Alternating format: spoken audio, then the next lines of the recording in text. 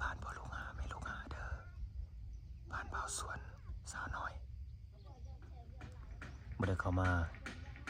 เป็นเวลาโดนแล้วพี่น้องเอ้ยเนาะผ่านมามื้อนี้ก็สิมาอัปเดตมาเยี่ยมยามเขาเบิ่งว่าเขาเป็นจังไดเลยตอนนี้วิถีชีวิตของเขาเนาะบ่อนอยู่บ่อนเซาเฮือนซานลานแป้นเขาก็มีแล้วแต่ว่ามันยังบ่แล้วได้พี่น้องเอ้ยกระเถิบข้างหน้านี่เนาะแล้วคุณแล้วคนก็ว่าพอลุงหานี่เป็นคนขยันขันแข็งเป็นคนดุมันอยากได้อยากมีสวยเรือเจ้าของล่าสุดนี่ไปออกโหลดไปดาวน์โหลดมา มาแล่นตลาดเนาะมื้อนี้บ่ได้ไปบ่ว่าเลี้ยวเข้าไปเบิ่งนี้เห็นกันครบทีมเลยได้ครบกันพ่อแม่ลูกเขาไปฮ้อนพี่น้องมาอยู่พี่บัดฮ้อนมันหนาวยังใส่ฝนสิตกอยู่ยันฝนสิตกอยู่ทางนี้ก็ได้แต่ว่าทางมานี่ทางแกงกอกเด้อมัน ทางขาดพี่น้องเลยโค้งไกลเนี่ยโค้งไปบ้านนั้นนี่ยังก็ดงขมื่นพูก็เลยไกลเป็นในการเดินทางละสาย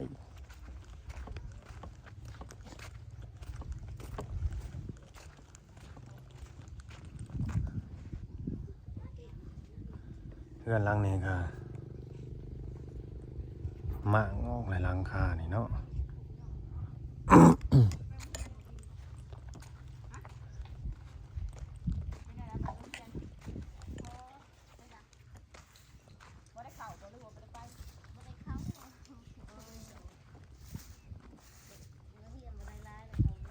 อ๋อยังบ่มีสังกะสีมุงบ่อันนี้บ่าวสวนนี่เนาะมาพากันแสงมามุงเอาบ่เปียกไว้บ่เนี่ยนะพื้นนี่ก็บ่แล้วยังบ่ได้มงสังกะสีเนาะ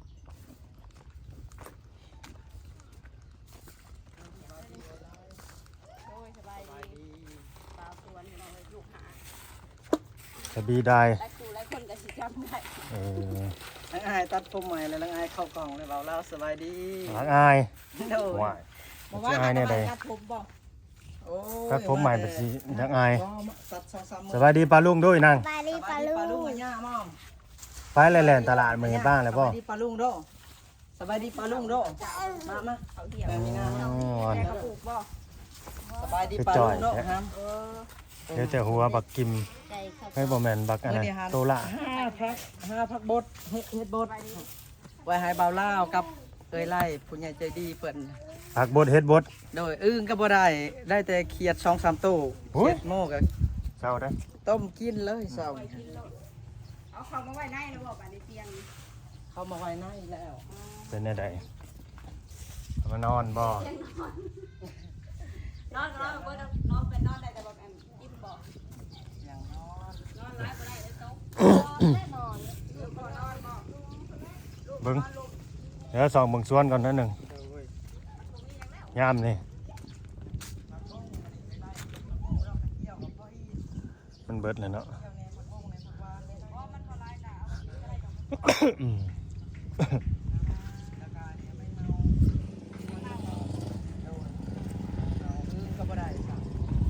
แมงเมาบ้านนี่โอ้ยกองป่ากองตอนบ่าวสวนบอล อันเนี้ยเฮ็ดบดข้ามมาอื่นแล้วคือสิลายอยู่ดอกแบบมันเปียกลายแล้วอันนี้ยังบ่ทันได้เปียกอันนั้นต่อไม่บอลเฮ็ดบดออกครับ บ่นี่ก็ใหญ่ วางไว้ในนี้ละ เอาไว้ฮะนะ บ่ดอกกระเจียวน่ะเอาไว้กินได้บ่ล่ะ สิเฮ็ดให้เพิ่นดอกกระเจียวก็ให้อาลุงลาวพาเพิ่นกับเอ้ยไล่อันแหละนี่เอาสิไปไว้ในรถเพิ่นฮะ ดอกกระเจียวนี้ ดอกกระเจียวเป็นดอกกระ บ่ เจียว บ่ อันในป่าเอาให้มื้อวานนั้น ยังกินบ่เบิดเด้อเอาไว้โลด กบตัวหนึงนำ เอาไว้กินซะ ว่าเฮาสิเอาไว้ให้ลุงลาวเสียมันนั่นน่ะ เอาไว้นี่แหละซะ ใส่ในรถ เอาไว้นี่แหละ สักก็หอยไว้ในรักฮะมีบ่อนหอยในรักอันโซลาร์เซลล์ก็บ่มีก็ไว้ในรถไถนี่ก็ได้ ไว้หาแล้วนั่งมันบ่ไปทางไหน ฝนตกมื้อนี้บ่นี่หรือว่าแนวใด ว่านนี่จะ โอ้ตกว่านี่บ่ตกจักเทื่ออะไรนี่ มื้อนี้ยังบ่ได้ตกบ่ เสือ เพราะว่านี่แห้งบ่ ตกมื้อนี้น้อยหนึง ไม่นั่งอยู่ไสมันจังสิบ่ฮ้อนเนาะนี่เนาะคันข้าวในนี่ฮ้อนโลดได้นี่ นี่แหละนี่แหละจะมานั่งร้อนกันนี่ เอามาจะไปไหนดอกมา มานั่ง เฮ้ยมานั่งอยู่นอก เอา พี่ มา ไปยังจะหึงเลย อันนี้จะไปไหนหรอกนะ มานั่งอยู่นอกพี่ ผู้รักผู้ใหญ่บ่สิเฮ็ดจักคนเอาได้เขากินแล้วเขาบ่สน มันก็มานั่งอยู่นอกพี่มันจังเย็นอยู่ในบ่ไหว้แต่มันฮ้อนได้นี่บ่แม่นอากาศมันอบอ้าวพี่น้องเอ้ยคือฝนสิตกนี่แหละ ท่านในทีมตะประโพดเลยโอ้ไปทีมมังกรแม่ผม ไปไหนบักลาไปนะ ของน้ำก็ได้ใส่กันอยู่ป่ะ มันยังคืออัน นี่เนาะ แข่ง สีนั่งอยู่พุ่นป่ะพี่นะพี่มานั่งอยู่พี่เอาศาสตร์แล้วมาปูพี่นี่หรือว่าสีนั่งแล้วบ่ชิมเจ้าหานั่งหากันนั่ง วาง โล เงิ ด นไปเก็บ ทุกเจ้าเขาได้หนัง อันนี้ศาสตร์แล้วปูนี่ มันเปียกเนาะมันบ่แล้วเด้ โอ้ยเนาะ สี พอดีกระเทินพี่น้องเอ้ยเพื่อนเขาก็ดี นี่อันนี้ก็เทบ่แล้ว เพิ่นนี่บันแหงน้อยลงกว่าเก่าสีน้อยแล้วบันแหงก็น้อยลงบาดนี่ เพราะว่ามีสีมีทานขึ้นได้ช่วงนั้นเด้ที่ว่าไปตัดยาให้นะ ว่าคือศาสตร์ใหม่แท้ รถล่มรถเกิดอุบัติเหตุจนช้ำเน่ากระโตไปเบิ่งบุญหมอลำไปเบิ่งหมอล มื้อใดบุญนั่น ำบุญวัด อาจารย์ลายนี่ โดย แต่มื้อบุญผู้บ่ เกือบตายคือ สารเก่าบ่มีบ่นี่นะ หัดไม้ อย่ามาเปื้อนนี่พี่ฮะ ชั่วข้าวน้อยหนึง ตัวข้าวเอาผู้รถพากันนั่งให้มานั่งวีนั่งให้มานั่งน้ำพอ จะไปได้ทางบักกิมทางนี้แม่ จากคนลม 3 คน ไม่ยากก็จนเขาห้องเลย เออ ต้องคือ นั่งนะ เบิ่งเรื่องเนาะ บ่ได้ หมอลำเรือ บ่ได้ไปฮอดบุญบาทนี่ ก่อนบัดสิมื้อรถเพิ่นมา โอ้ 2คน ใครแต่ว่าเบิ่งหมอลำเลือกแล้ว โดย อากับ ขากลับ ครับ ขาสิมือใส่นางกัน ได้มานะ เรือนางหยังบาทนี่ เจ้าสิ เรือนางฮอน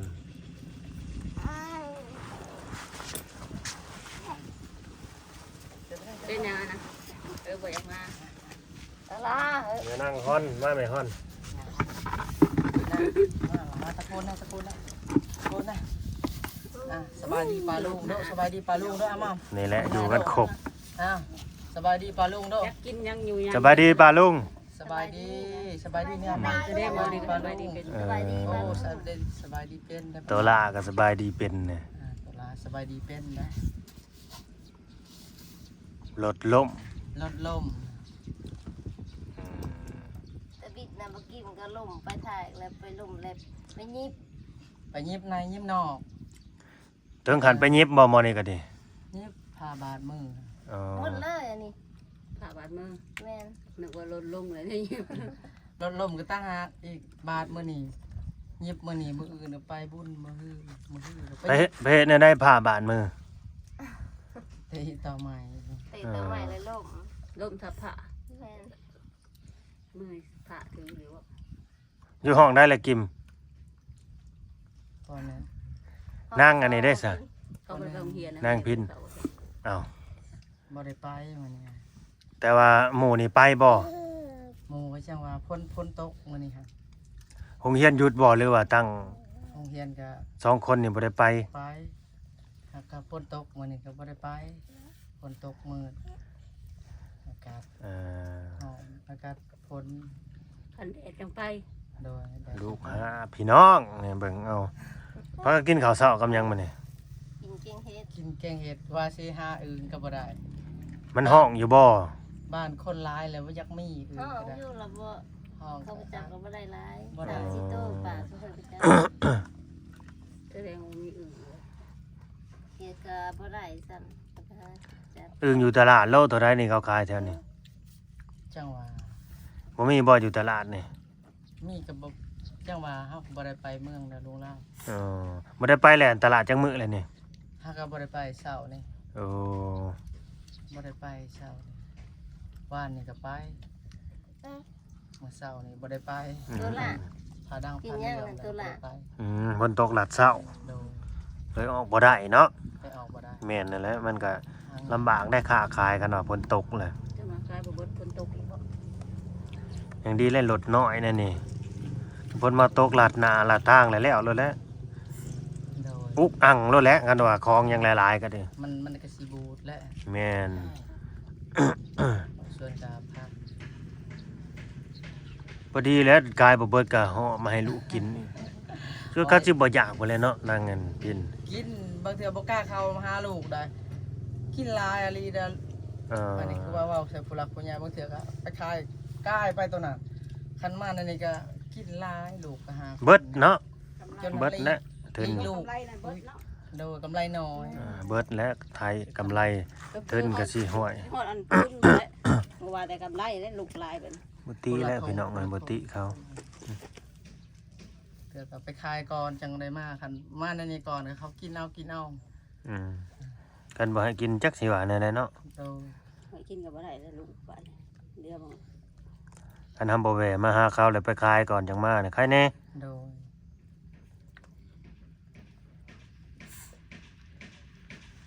ตัวละแซ่บบ่ฮะ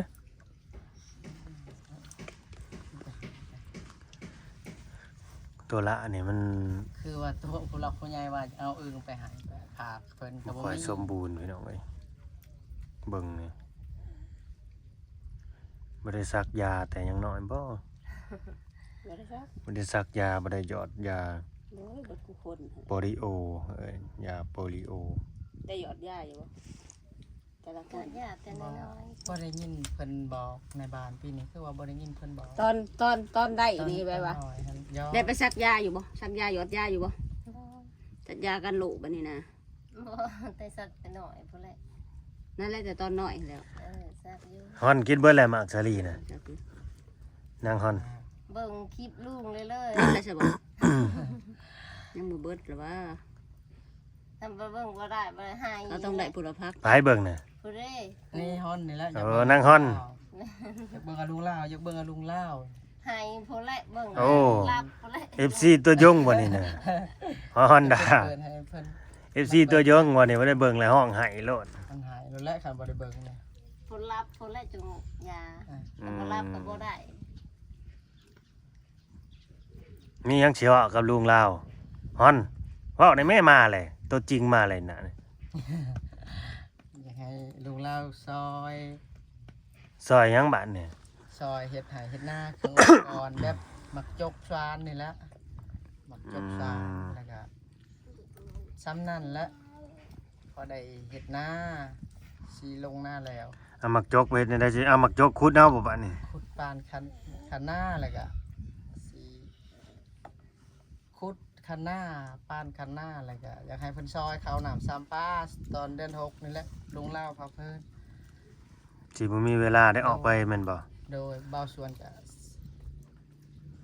ช่วงเดือน6นี่สิบ่ได้ออกไปขายเครื่องแม่นบ่นี่ถ้าว่ายามหน้าหั่นนะ โดยสิเดือนได้ไปอยู่เดือน6เดือน7นี่ก็ไปกับแบบกับว่าเต็มที่ สิไปเฮ็ดอยู่ไสนานี่ หน้าในนี่แหละในนาเองท่านนี่แหละในนาข้าวสวนนี่แหละในวิลุม โอ้เป็นไห้หน้าเลยเนาะ โดยแบบว่าอยากให้ผู้หลักผู้ใหญ่เพิ่นซอยยำหน้าวิทย์นั่นก็สิหาเอง อืมข้าวน้ำเดียวนี่เด้ซะ ข้าวน้ำเดี๋ยวนี้ก็ยังพอได้กินบางส่วนก็ซื้อไปน้ำ โอ้ ซื้อข้าวซื้อน้ำไปน้ำ หามันก็บ่ถ่วงบ่ทันเนาะ บางเทื่อก็เครื่องคลองเรือกะแลกข้าวสารไปน้ำลำทงสองทง ผู้เดียวหาเด้ ทั้งเมียกับแยมบ่แดงแน่ทั้งก็มากินก็เอาน้อง เมียก็ไปหาหมดแดงมาเสริมให้ผัวไปขายเนาะ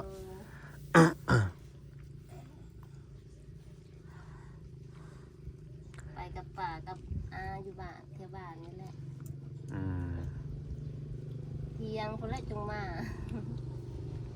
ไปเอาลูกให้ซะ เมื่อกี้มันติดมันเศร้าไปเอ้า งอได้กินไปแต่เสพสิ เสร็จแล้วคนหลายพี่น้องเอ้ย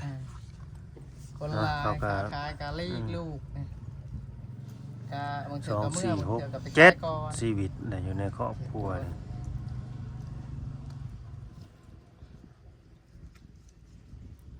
พากันกินข้าวเที่ยงแล้วบ่บัดนี่ กินแล้ว นี่ล่ะ ข้าวเที่ยงก็กินแล้ว กินเก่งเฮ็ดพวก อืมกินได้2ข้าผู้แกงเห็ดนี่ โดน แกงให้กินเบิดมื้อบ่ โอ้หมดแหละยิ้มปะ ก็ฝากผู้รักผู้ใหญ่เพิ่นนั่นแหละซอยพิจารณาเนาะสำหรับมันเรื่องความลำบากลำบนของเบาส่วนลูกหาเพิ่นกับสาวน้อยนี่แหละ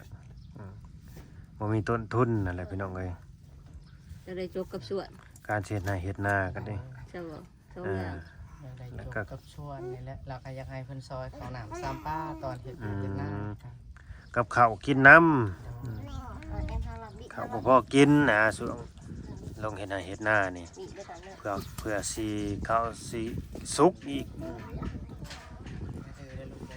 3 เดือน 4 เดือนพอถ้าว่าช่วงเฮ็ดนานี่สิบ่ได้ไปแล่นตลาดได้นี่เนาะต้องได้เฮ็ดเวียกเจ้าของ บ่ได้แล่นตลาดแบบว่าเบาสวนนี่ลูกก็เฮ็ดเวียกก็บ่ได้เฮ็ดเวียกซอยก็บ่ได้ อื ลูก ม เป็นยังน้อย แม่น เพราะว่าเบาสวนเป็นหลัก ข้าวยังน้อย แม่บักกิมนี่แหละเป็นหลักกับเท่าสวนนี่แหละ มีแต่บักกิมเอาน้องว่าเท่านั้นน่ะพ่อกับแม่หั่นแหละหลักๆกันนี่ โดย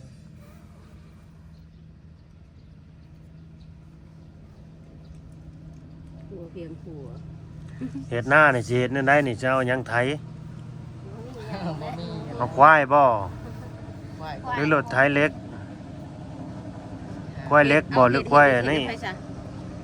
สิเอาจ้างรถไถเพิ่นบางเทื่อก็จ้างรถไถเพิ่นไถให้ แต่ว่า ของน้องบ่ แต่ว่าสิเฮ็ดแยกต่างหากบ่ โดยเฮาก็เบาสวนเฮ็ดแยกต่างหาก บ่ได้เฮ็ดน้ำพ่อน้ำแม่แล้ว โดยบ่ได้เฮ็ดน้ำพ่อน้ำแม่เฮ็ดแยกบางเทื่อก็จ้างรถไปไอ้น้องนี่แหละ อื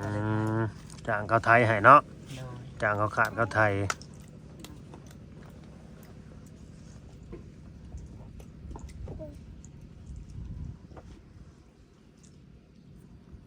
สิแหละพี่น้องเอ้ยอันนี้เฮือนเพิ่นก็ผู้รักผู้ใหญ่เพิ่นซอยหั่นแหละเนาะ โดย เฮ็ดให้หั่นแหละจังได้ซ้ำนี้ก็ดี โดยผู้หลักผู้ใหญ่เพิ่นสอน เพิ่นซอยได้แต่ซ้ำนี้เพิ่นว่า ที่เหลือก็ซอยเหลือเจ้าของเสียดายแต่เพิ่นบ่ซอยเฮ็ดกระเทิบออกมาให้อีกนี่นะนี่เพราะมันกันแดดกันฝนบ่พะบ่สะอาดนี่นะอันนี้เอากันไผใส่เฮ็ดให้อันนี้ อันนี้อันเบาส่วนมุงเบานุ่งสื่อพาย่างมาให้ อ๋อพานี่บ่ โดยผู้หลักผู้ใหญ่เบานุ่งสื่อมาให้แล้วก็ไม้เนี่ยเบาส่วนซื้อเอง สังกะสอกกันซีได้ซะ อันนี้บ่อันนี้คือว่าเบาส่วนเฮ็ดเองอันนี้สังกะสีแล้วก็ซื้อเสาแน่สังกะสีก็บ่ได้ อืม ใครเป็นคนตั้งให้ไปจ้ะ อันนี้ก็เบาส่วนกับบ้านนะกับไอ้ลุงกับลุงพ่อกระแดนนั่นแหละย่อซอยนี่ลุงพ่อแดนนั่นแหละย่อซอยตั้ง แต่ว่าสังกะสีก็ยังบ่มีเนาะในจุดนี้เนาะ โดย อืม อยู่ดีๆตัวละ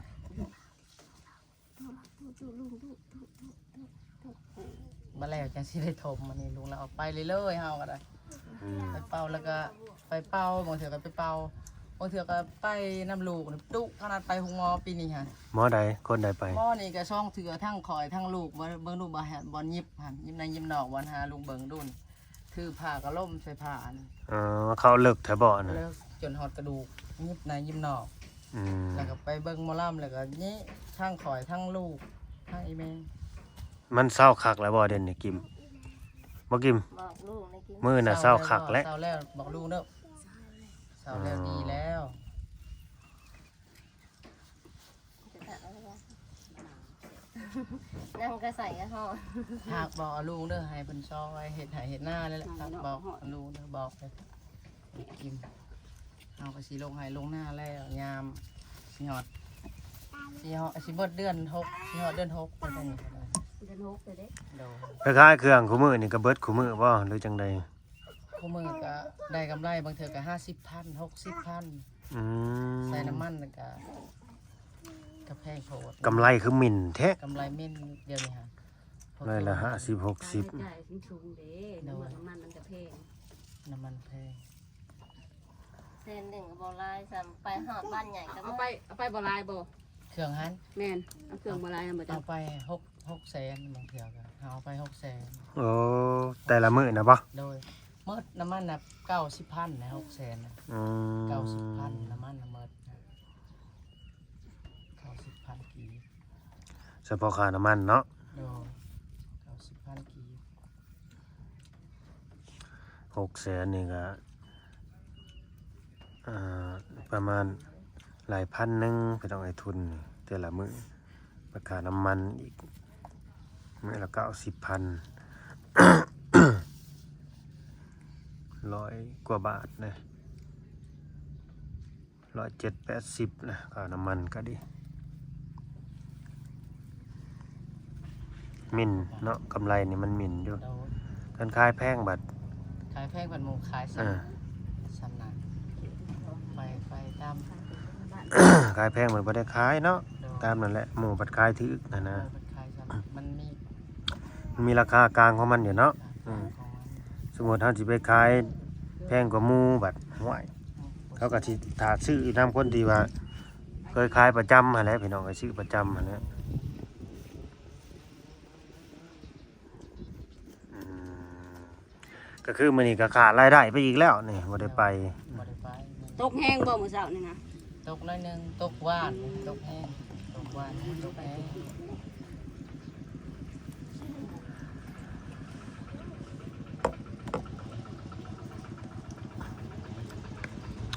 ผู้รักผู้ใหญ่ใจดีใจบุญเด้อผู้ใดที่เข้ามาเบิ่งมาชมเนาะทั้งผู้เก่าแล้วก็ผู้ใหม่บ่ว่าสิเป็นคนลาวหรือว่าคนไทยเนาะภายในและต่างประเทศเด้อ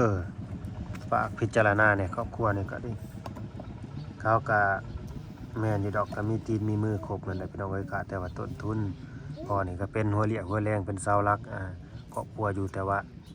หาบ่ทวงบ่ทันนี่แหละมันก็ได้บ่หลายคือเขาว่าหั่นแหละกำไรก็มินมื้อละ50-60เบิดเท่านั้น โดย มื้อละ100ซะอะกำไรมื้อละ100ซะคิดว่าคันได้ออกไปก็ดี โดยอย่าดื้ออะไร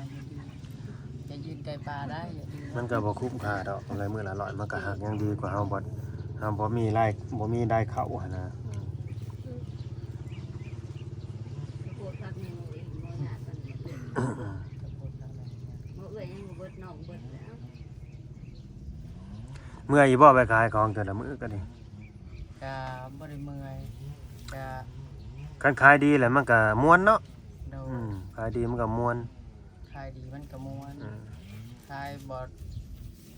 บางเทื่อก็บ่ได้ตามเป้าบางเทื่อก็ได้ตามเป้า บ่ได้ตามเป้ามันก็เมื่อยหั่นแหละ บางมื้อก็ เอาเด้อย่า ก็ได้50บางมื้อก็ได้80บางมื้อก็ได้40มันก็ขายเครื่องก็บ่ได้ตามเป้าเป๊ะๆนะลุงเล่าครับเพิ่น อืม ว่าส่วนก็สิพยายามหาไปนั่น แม่นพยายามหา โดย พยายามสู้ไป โดยอยากให้ผู้หลักผู้ใหญ่ซอยคารถนำแน่ ค่ารถนี่ยังอีกบาดนี่ ตอน ตอนสิถอกสิเฮ็ดหน้านี่ อ๋อ ตอนสิเฮ็ดหน้าพรรถนี่สิบ่ทันและเบาส่วนนี่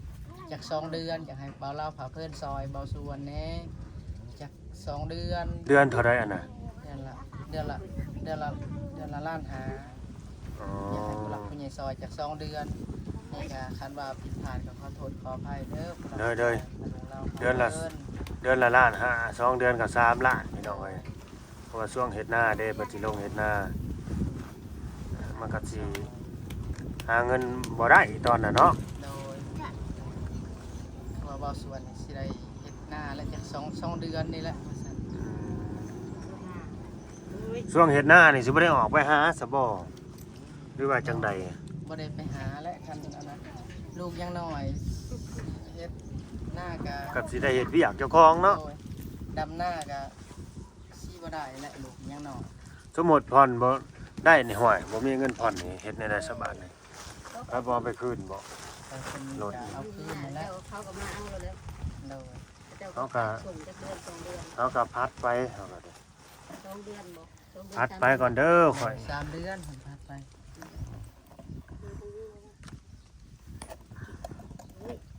พัดไปก็เพิ่มไปอีกแล้วเนาะ โดย พี่น้องเอ้ยตอนนี้ทั้งบ่าวส่วนเพิ่นก็เดือดเนื้อร้อนใจหั่นแหละเป็นทุกข์ก็แม่น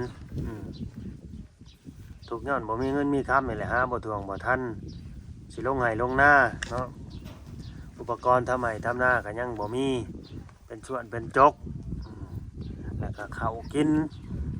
ในช่วงเวลาที่ลงไห้ลงนาก็อยากขอความเมตตาสงสารจากผู้หลักผู้ใหญ่เพิ่นให้เสร็จให้สวยตรงนี้ในจุดนี้เนาะแล้วก็เงินสิทธิ์ถอกรถค่างวดรถนั่นแหละ ประมาณ2 เดือน เดือนละ1,500,000 2 เดือนก็3 ล้าน3 ล้านกีบอะไรเป็นเงินบาทก็ประมาณ4-5,000 บาทนี่แหละพี่น้องเอ้ยประมาณนี่แหละไล่ไปซะประมาณ5,000 บาทนี่แหละ2 เดือนนะครับแม่นบอก โดย ไล่ตายโตไว้ ขอไปอยากให้ผู้หลักผู้ใหญ่เพิ่นซอยเด้อลูกหลานมาเพิ่นกับไว้ไล่จะขอโทษขออภัยขาดก็ได้ ผิดพลาดในใดผิดพลาดใดให้เพิ่นซอยนี่บ่ โดยว่าบ่ส่วนอยากลงให้ลงหน้านั่นแหละ ก็บ่ผิดพลาดแล้วเฮาเป็นคนตรงๆนี่ซะมีหยังก็เว้าตรงๆนี่นะแบบคนบ่อ้อมค้อมหั่นนะมีหยังเพิ่นเว้าตรงๆหั่นนะพี่น้องเอ้ยบ่อ้อมค้อม อยากให้เพิ่นซอยตอนเฮ็ดหน้าพอได้วิทย์เฮ็ดหน้าพอได้แลนหา ป่าไปเลยที่รถ ขายเครื่องตลาดอีกบาง แม่น เอง อยากให้แต่เพิ่นซอยทั้งด้านนั้นเนาะ โดย สังกะสีนี่บ่อยากได้บ่ ตอนนี้ก็อยากให้ผู้หลักผู้ใหญ่เพิ่นซอยคือกันได้นี่ เพราะว่าบ่อยากมุ่ง อยากได้นะอยากได้นั่น โดย แล้วว่าบ่อยากมุ่งเลยอยากปาไว้แนวนี้ให้มัน อยากให้เพิ่นซอยอยากให้ผู้หลักผู้ใหญ่ซอยและสังกะสีก็ได้ คนละผู้ใหญ่ซอยแน่ อันนี้ก็อ่ะนั่งดีๆละนั่งดี เป็นได้ฮอนดะ ๆก็บ่มีแนวมุ่งและผู้หลักผู้ใหญ่นี่ก็ว่าลุงเล่าขน่อยก็บ่มีแนวมุ่งและบ่สวนนี่ หยอกกัน ก็ เอา บ่มีแหละ เอา ต้อง ค เถิด นละ เนาะ ผู้ใหญ่ ตากคนแต่ใหม่อันนี้ก็ได้ ตัวละเอามานำปลา เผาได้ คน เผาได้กินนมเราก็จับเมื่อได้ ขี่รถไปใช้ปลาที่ลิตร กินแต่เฮิงเพื่อแห้งน่ะบ่ได้เบิ่งติ แม่จะบอกว่ามันเขาคงคอยเราบ่ซะผมบ่ได้เบิ่ง